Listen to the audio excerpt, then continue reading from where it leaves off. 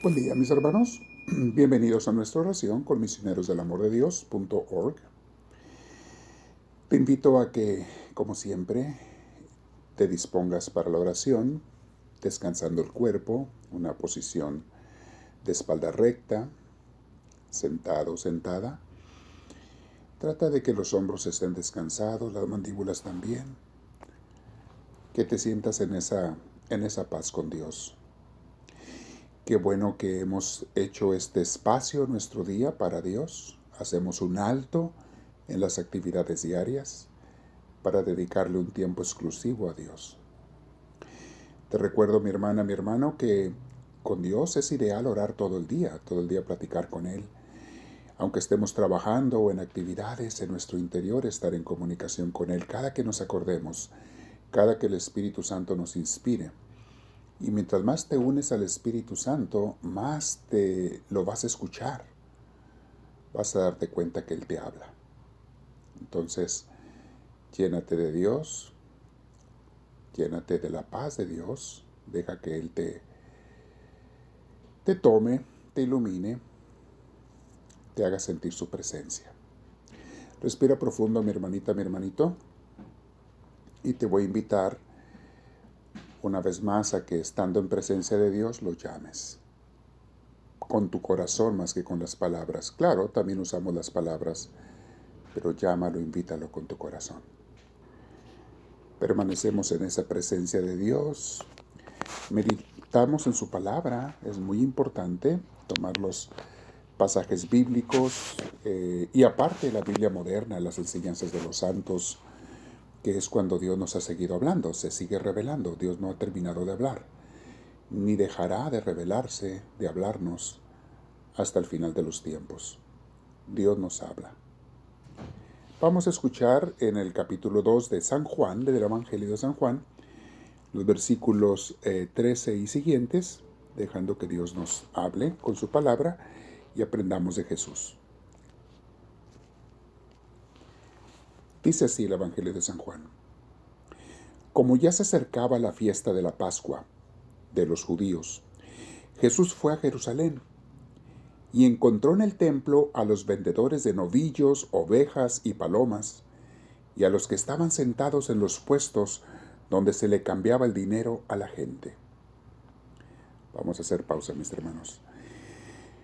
El templo de Jerusalén tenía regulaciones religiosas bastante estrictas. Entre otras, había que se tenían que presentar como sacrificio animales, a veces palomas, a veces corderos, según la ocasión, y según el ritual, ¿verdad?, que se iba a celebrar, pero tenían que tener ciertas características estos animales, ser totalmente sin defecto, totalmente limpios de acuerdo a su ritual. Y entonces la gente que llegaba de fuera, pues allí mismo compraba los animales para ofrecerlos en el templo. Además, cuando hacían su ofrenda económica, el templo tenía regulado que solamente ciertas monedas eran puras, eran aprobadas en el templo, y todas las extranjeras que la gente que venía de muchos países a las fiestas judías traían, esas monedas no eran puras, no eran aprobadas. Por lo tanto, afuera había mesas con cambistas, personas que cambiaban el dinero de la gente, hacían su negocio, cobraban un porcentaje en el intercambio, y la gente ya podía entonces ofrecer las monedas aprobadas, los animales aprobados al templo. Esta es la realidad con la que Jesús se encontró cuando llegó al templo y se dio cuenta que había cambiado mucho la intención de Dios con respecto al templo. Veamos lo que pasó enseguida. Al ver aquello, Jesús tomó unas cuerdas, se hizo un látigo y los echó a todos del templo, junto con sus ovejas y novillos. A los que cambiaban dinero les arrojó las monedas al suelo y les volcó las mesas. A los vendedores de palomas les dijo, saquen esto de aquí, no hagan un mercado de la casa de mi Padre. Entonces sus discípulos se acordaron de la escritura que dice, me consumirá el celo por tu casa. Palabra de Dios. Eso está en el Salmo 69:9. Zacarías también hace referencia a esta situación de el abuso del templo. de cómo se le cambia. Vamos a hacer oración, mis hermanos, con Dios, meditando en esta palabra. Una vez más respiramos profundo. Pregúntale a Dios: Señor, ¿qué uso he hecho yo de las cosas sagradas? Como feligrés o como líder religioso, ¿le he dado el uso que es debido a las cosas sagradas, incluyendo al templo? ¿Lo tomo como lo que debiera de ser, una casa de oración? ¿Una casa para que la iglesia, la comunidad se reúna y se junte? Danos, Señor, esa luz para saber qué es lo que tengo que cambiar.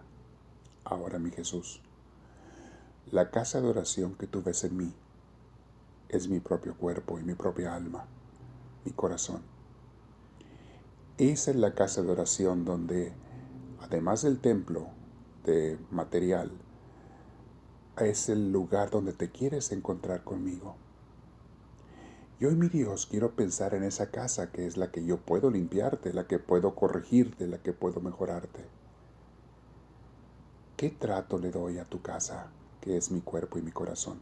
¿Es un lugar digno o es un lugar más preocupado de las cosas materiales, de las cosas del mundo que de ti?